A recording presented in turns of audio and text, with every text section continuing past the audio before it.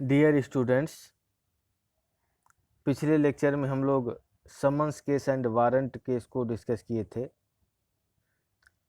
आज के लेक्चर में हम लोग compoundable offence and non compoundable offence अर्थात समनीय अपराध और अशमनीय अपराध को डिस्कस करेंगे। सबसे पहला क्वेश्चन अराइज होता है कि what do you mean by compoundable offence and non compoundable offence. समनीय अपराध और अशमनीय अपराध का क्या तात्पर्य है। तो जब हम सीआरपीसी के सेक्शन 2 में दी गई डिफिनीशंस को देखते हैं तो उन डिफिनीशंस में कहीं भी compoundable offence and non compoundable offence की डिफिनीशन नहीं दी गई है। लेकिन ये धारा 320 में एक टेबल दी गई है, एक सारणी दी गई है जिसमें उन ऑफेंसेस का उल्लेख किया गया है जो कंपाउंडेबल है, जो समनीय है। सेक्शन 320 को देखने से, उसका अवलोकन करने से यह स्पष्ट होता है कि जनरल नेचर के ऑफेंस जिनका संबंध एब्सोल्युटली किसी प्राइवेट इंडिविजुअल से होता है तथा जो गंभीर अपराध नहीं है उसे कंपाउंडेबल ऑफेंस या समनीय अपराध कहा जा सकता है। ऐसे जो अपराध होते हैं, ऐसे अपराध से सोसाइटी को कोई इंजरी नहीं होती, कोई क्षति नहीं पहुंचती और इसलिए कंप्लेनेंट की शिकायत के आधार पर, उसके कंप्लेंट के बेसिस पर मजिस्ट्रेट उस पर कार्रवाई तो करता है, पर दोनों पक्षकारों में कंप्रोमाइज हो जाने पर, समझौता हो जाने पर मजिस्ट्रेट उसे समाप्त भी कर देता है। तो अपराधों का शमन दो प्रकार से हो सकता है। आप यहाँ हेडिंग नोट कर सकते हैं, कंपाउंडिंग ऑफ ऑफेंसेज और कंपाउंडेबल ऑफेंसेज, अपराधों का शमन या समनीय अपराध। अपराधों का शमन दो तरीके से किया जा सकता है, जैसा कि सेक्शन 320 क्लास 1 और क्लास 2 में बताया गया। पहला without permission of the court और दूसरा with the permission of the court, बिना न्यायालय की अनुमति के और दूसरा न्यायालय की अनुमति से।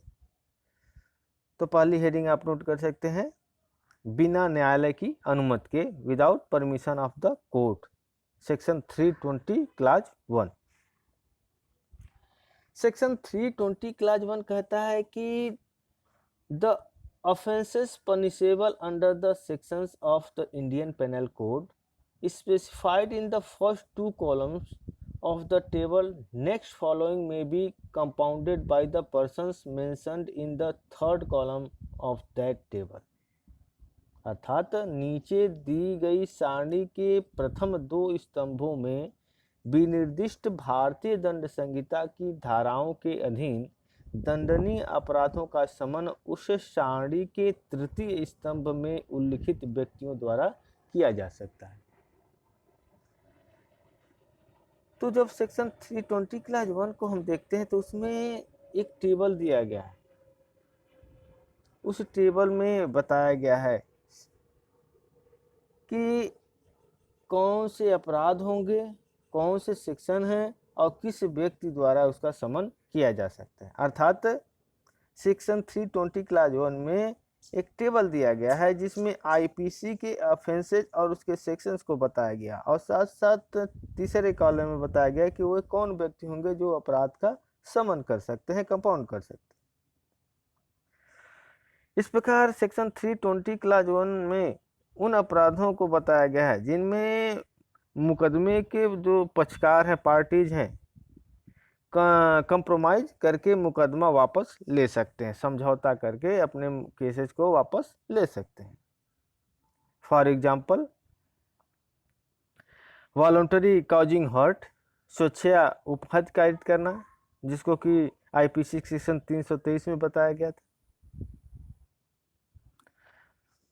उसी प्रकार assault, criminal force, adultery etcetera, यानी इन अपराधों का शमन किया जा सकता है पक्षकारों द्वारा बिना कोर्ट के परमिशन के। एक लिस्ट दी गई है, आप उसको देख सकते हैं वहाँ सेक्शन 320 क्लास 1 में। दूसरा जो तरीका है समन करने का, वह न्यायालय की अनुमति से किया जा सकता है, with the permission of the court. तो सेक्शन 320 क्लास 2 कहता है कि the offences punishable under the sections of the Indian penal code specified in the first two columns of the table next following may, with the permission of the court before which any prosecution for such offence is pending, be compounded by the persons mentioned in the third column of that table। अर्थात नीचे दी गई सारणी के प्रथम 2 स्तंभों में विनिर्दिष्ट भारतीय दंड संहिता की धाराओं के अधीन दंडनीय अपराधों का शमन उस न्यायालय की अनुज्ञा से जिनके समक्ष ऐसे अपराध के लिए कोई अभियोजन लंबित है, उस सारणी के तृतीय स्तंभ में लिखित व्यक्तियों द्वारा किया जा सकता है।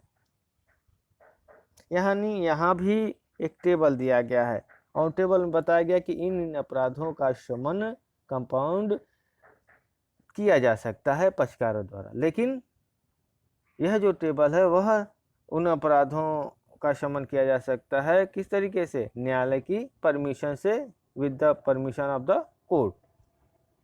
इस प्रकार इसमें उन अपराधों को बताया गया है जिनमें कोर्ट के परमिशन के बाद ही पार्टी आपस में कंप्रोमाइज करके कोर्ट से मुकदमा वापस लेने के एप्लीकेशन दे सकते हैं या प्रार्थना कर सकते हैं। For example, voluntarily causing grievous hurt, स्वेच्छा घोर उपहत कारित करना, या क्रिमिनल ब्रीच ऑफ ट्रस्ट, या दुर्विवाह, बाइगेमी एटसेट्रा।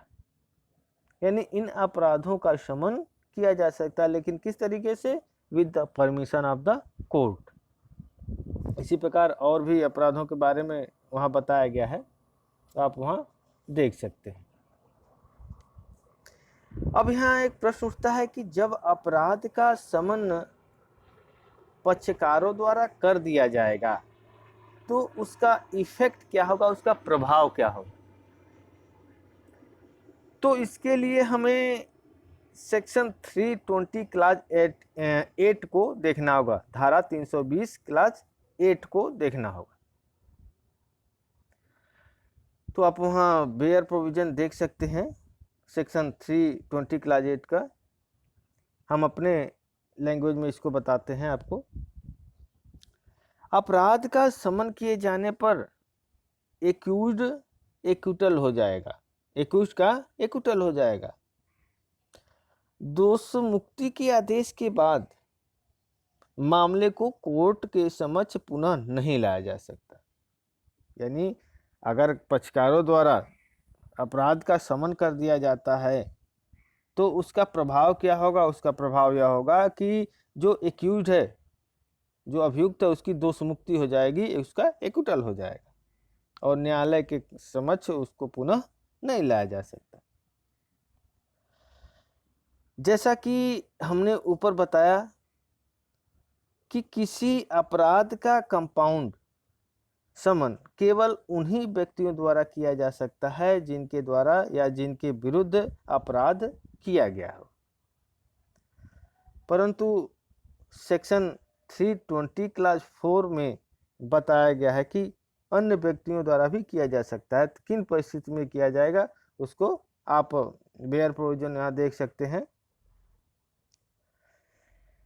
तो सेक्शन 320 क्लास ए में सेक्शन 320 क्लास 4A में बताया गया है कि इडियट और ल्यूनेटिक या 18 वर्ष से कम आयु के बच्चे की स्थिति में कोर्ट के परमिशन से ऐसे व्यक्तियों की ओर से कॉन्ट्रैक्ट करने हेतु कॉम्पिटेंट पर्सन द्वारा, सक्षम व्यक्ति द्वारा अपराध का कंपाउंड या समन किया जा सकता है। वहीं 320 क्लास 4B में बताया गया है कि यदि अपराध का समन करने वाले व्यक्ति की डेथ हो जाती है, मृत्यु हो जाती है, तो कोर्ट के कंसेंट से उसका लीगल रिप्रेजेंटेटिव, उसका विधिक प्रतिनिधि अपराध का कंपाउंड कर सकता है, उसका समन कर सकता है। यानी यहाँ दो कंडीशन बताए गए जिसमें कोई दूसरा व्यक्ति भी कर सकता है।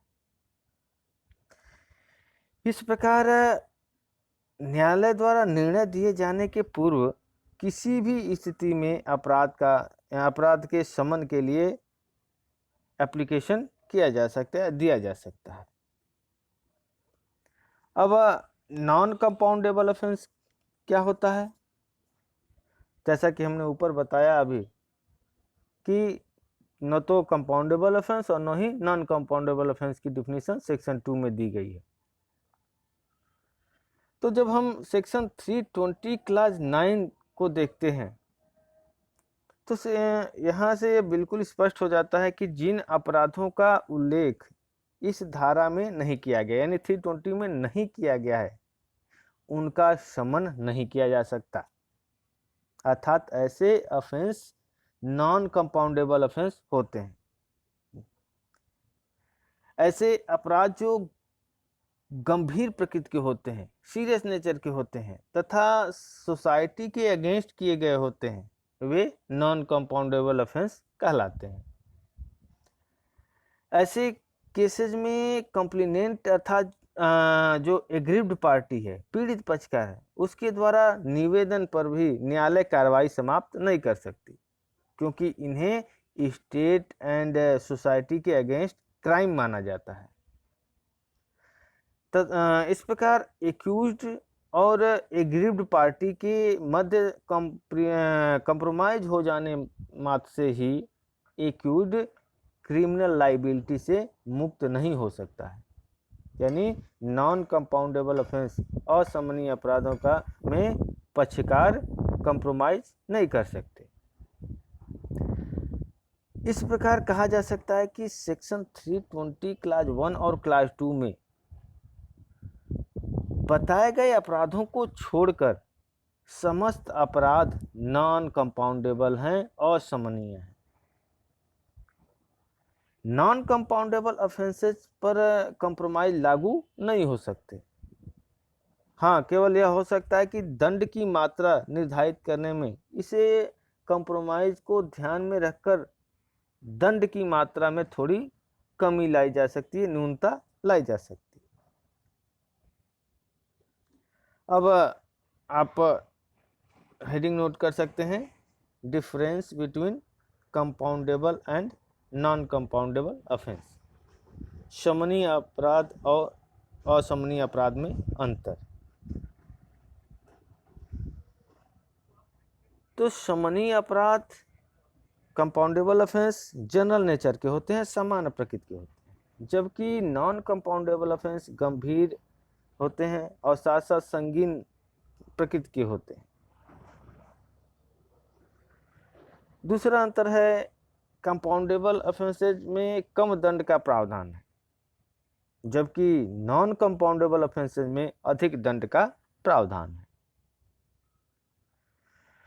तीसरा अंतर कर सकते हैं कि कंपाउंडेबल ऑफेंसेज में पक्षकार कुछ कंडीशंस में स्वतः तथा कुछ कंडीशंस में कोर्ट के परमिशन से कंप्रोमाइज कर सकते हैं, समझौता कर सकते हैं, जबकि नॉन कंपाउंडेबल ऑफेंसेज में किसी भी कंडीशन में कंप्रोमाइज नहीं किया जा सकता। यहाँ यह टॉपिक समाप्त हुआ। अगला जो डिफिनीशन हम देखेंगे वह इन्वेस्टिगेशन, इंक्वायरी एंड ट्रायल, अन्वेषण, जांच और विचारण। पूरी सीआरपीसी 3 चीज़ों पर आधारित है। जो हमारी पूरी सीआरपीसी है, दंड प्रक्रिया संहिता है, वह 3 चीज़ों पर बेस्ड है, इन्वेस्टिगेशन, इंक्वायरी और ट्रायल। जब कोई अपराध घटित होता है तब कोई भी व्यक्ति नियरेस्ट पुलिस स्टेशन में जाता है और उस ऑफेंस का कॉग्निजेंस पुलिस को कराता है, उसकी जानकारी पुलिस को कराता है। पुलिस उसे जनरल डायरी में दर्ज करती है, जिसे हम जीडी कहते हैं, तो उसे जनरल डायरी में दर्ज करती है, एंट्री करती है उसकी, और फिर पुलिस डायरी में नोट होता है। उसके बाद वह डायरी उस पुलिस के पास रहती है जो इन्वेस्टिगेशन करता है, और तब पुलिस अधिकारी उसका इन्वेस्टिगेशन या तफ्तीश करता है और उसकी एक रिपोर्ट बनाता है, जिसे पुलिस रिपोर्ट कहते हैं, जो 173 क्लास 2 में बताया गया है। उसके बाद उस रिपोर्ट को कॉम्पिटेंट कोर्ट में पेश करता है, तब न्यायालय या मजिस्ट्रेट उस रिपोर्ट की इंक्वायरी करता है। इंक्वायरी पूरी हो जाने के बाद ही उस अपराध के संबंध में ट्रायल या विचारण प्रारंभ होता है। यानी ये तरीका है। तो ये तरीके बताए गए हैं, तो हम बारी बारी से एक एक करके देखेंगे। सबसे पहले हम इन्वेस्टिगेशन को देखेंगे। अन्वेषण सेक्शन 2H में डिफाइन किया गया है। सेक्शन 2H कहता है कि investigation includes all the proceedings under this code for the collection of evidence conducted by a police officer or by any person other than a magistrate who is authorized by a magistrate in this behalf। Section 2H कहता है कि अन्वेषण के अंतर्गत वे सब कार्यवाहियां हैं जो इस संहिता के अधीन पुलिस अधिकारी द्वारा या मजिस्ट्रेट से भिन्न किसी भी ऐसे व्यक्ति द्वारा जो मजिस्ट्रेट द्वारा इस निमित्त प्राधिकृत किया गया है, साक्ष्य एकत्र करने के लिए की जाए। यानी जो डिफिनीशन दी गई है उस डिफिनीशन से स्पष्ट है कि इन्वेस्टिगेशन के अंतर्गत वे सारी प्रोसीडिंग, वे सारी कार्रवाई आती हैं जो या तो पुलिस अधिकारी द्वारा किया गया हो या मजिस्ट्रेट से भिन्न किसी ऐसे व्यक्ति द्वारा किया गया हो जो मजिस्ट्रेट द्वारा इस उद्देश्य के लिए एथराइज्ड है, प्राधिकृत है। तीसरी बात कही गई है कि जो एविडेंस कलेक्ट करने के पर्पज से किया गया है, और साथ साथ जो इस CRPC के अधीन की गई हो। इस प्रकार इन्वेस्टिगेशन के अंतर्गत पुलिस ऑफिसर को कुछ कार्य करने रहते हैं, जैसे घटना स्थल पर जाना, उसका नक्शा बनाना, फैक्ट्स जो तथ्य हैं उनकी छानबीन करके वास्तविकता का पता करना, इसी प्रकार अपराधी को पकड़ना, उसकी पूछताछ करना, और अपराध संबंधी सामान कोई मिला तो उसका पता लगाना, एटसेट्रा। इसी प्रकार जिन जिन व्यक्तियों को उस अपराध का नॉलेज हो सकता है उनसे पूछताछ करके उनके स्टेटमेंट्स को केस डायरी में लिखना, उनके बयान दर्ज करना। पुलिस अधिकारी की इसी प्रोसीडिंग को, इसी कार्रवाई को इन्वेस्टिगेशन, हिंदी में उसको अन्वेषण और तफ्तीश या विवेचना कहा जाता है। अब अगली डिफिनीशन आप देख सकते हैं, इंक्वायरी किसे कहते हैं, जिसकी डिफिनीशन सेक्शन 2G में दी गई है। सेक्शन 2G कहता है कि inquiry means every inquiry other than a trial conducted under this code by a magistrate or court. अर्थात जांच से अभिप्रेत है विचारण से भिन्न ऐसी प्रत्येक जांच जो इस संहिता के अधीन मजिस्ट्रेट या न्यायालय द्वारा की जाए। तो डिफिनीशन क्या कहता है कि जांच के अंतर्गत प्रत्येक ऐसी जांच आती है, इंक्वायरी आती है, जो या तो मजिस्ट्रेट द्वारा किया जाए या न्यायालय द्वारा की जाए, कोर्ट द्वारा किया जाए, और साथ साथ जो इस CRPC के अधीन किया गया हो, और साथ साथ जो ट्रायल से अलग हो, भिन्न हो। तो जब हम CRPC के प्रावधानों को देखते हैं तो CRPC के सेक्शन 125, 125 जो मेंटेनेंस से रिलेटेड है, 116, 116, 202, 145, 174 के अंतर्गत की गई जो कार्रवाई है, प्रोसीडिंग है, इंक्वायरी नेचर की होती हैं, जांच प्रकृति की होती हैं। जांच का प्रधान उद्देश्य किसी फैक्ट के सत्यता का निर्धारण करना होता है। यदि मजिस्ट्रेट किसी एक्यूज के अगेंस्ट पेश की गई पुलिस रिपोर्ट पर विचार कर लेता है तो यह समझा जाएगा कि मामले का कॉग्निजेंस कर लिया गया है और सेक्शन 2G के अधीन इंक्वायरी प्रारंभ हो गई है।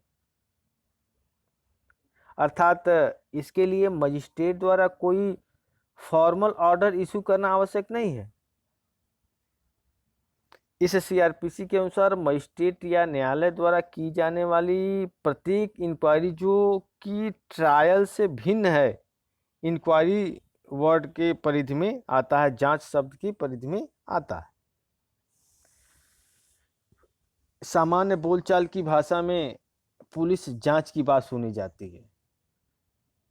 यानी जब पुलिस से कोई कार्रवाई करती है तो हम कहते हैं कि पुलिस जांच कर रही है, परंतु जांच कार्य पुलिस द्वारा संपादित नहीं किया जाता है, बल्कि उसके द्वारा केवल इन्वेस्टिगेशन किया जाता है। इंक्वायरी या जांच केवल कोर्ट द्वारा किया जाता है। इस बात को आप हमेशा ध्यान रखेंगे। अगली जो डिफिनीशन हम देखेंगे वह है ट्रायल, विचारण। तो trial is not defined in the CrPC.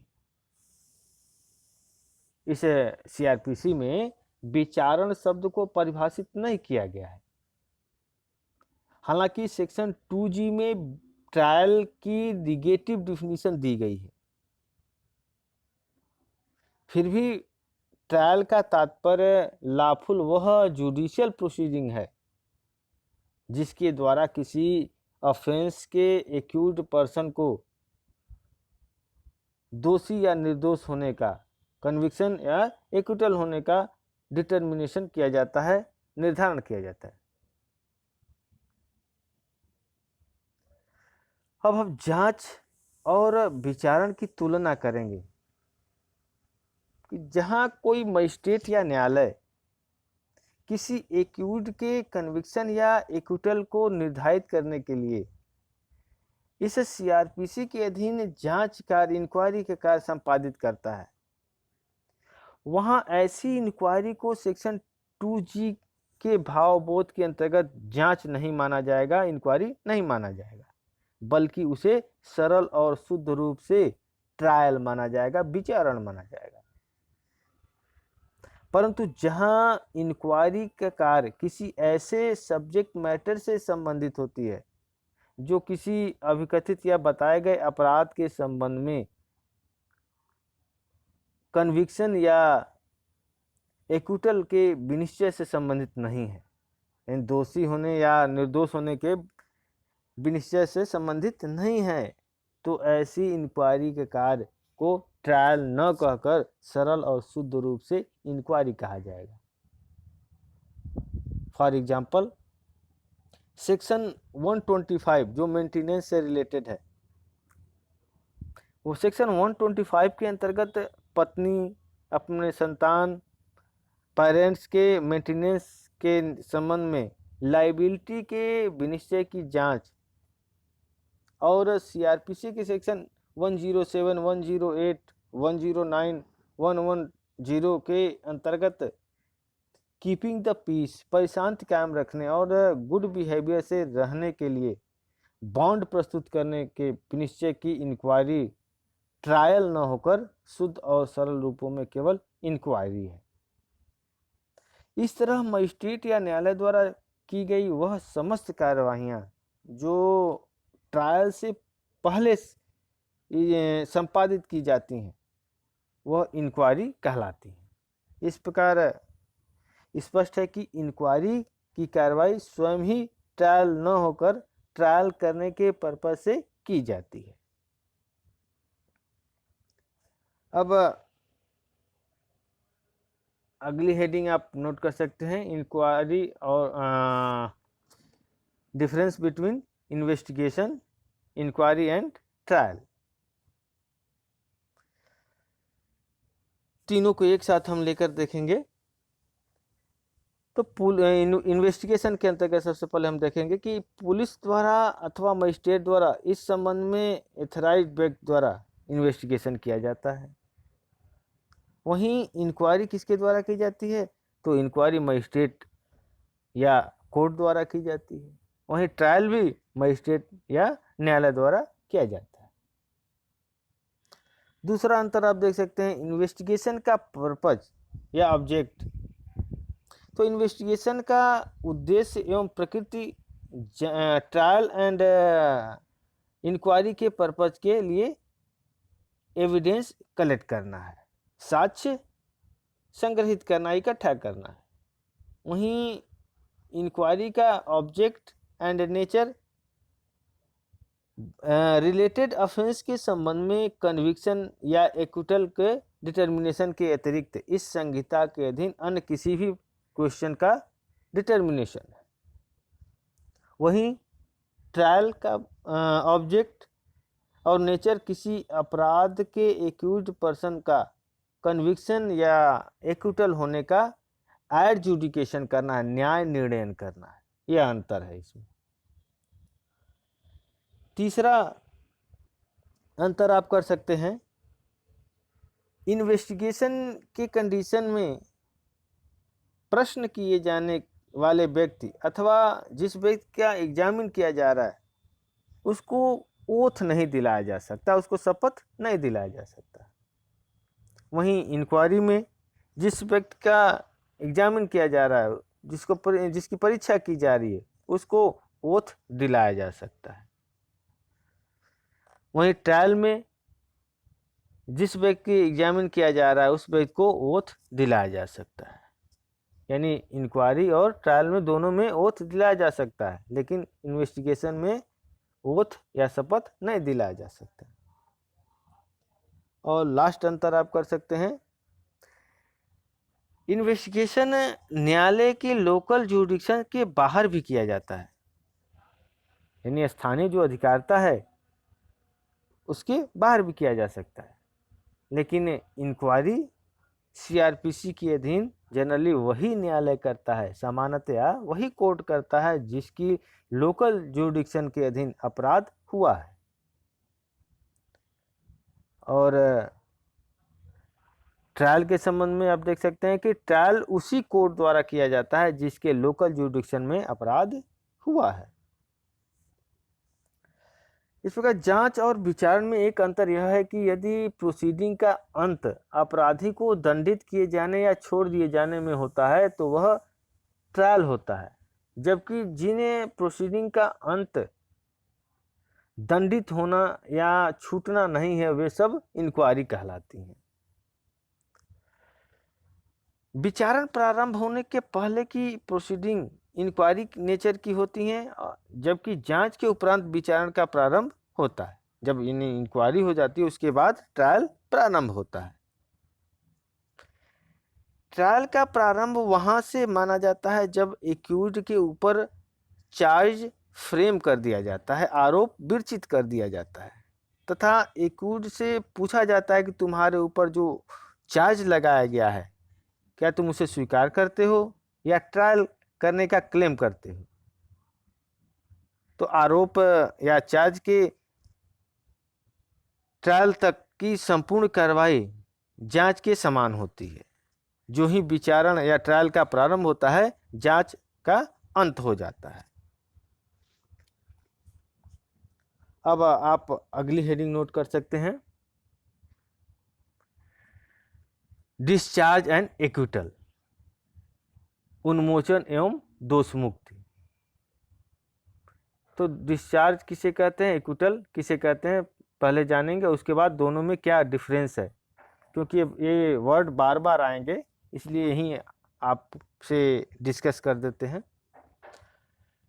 तो डिस्चार्ज वहाँ किया जाता है जहाँ एक्यूज्ड पर charged offence prima facie proof नहीं होता है, अर्थात उन्मोचन वहाँ किया जाता है जहां अभियुक्त पर आरोपित अपराध प्रथम दृष्टया सिद्ध नहीं होता है, अर्थात न्यायालय के समक्ष उपलब्ध एविडेंस के आधार पर प्राइमा फेसाई कोई मामला नहीं बनता है, वहाँ उन्मोचन कर दिया जाता है। वहीं एक्विटल या दोष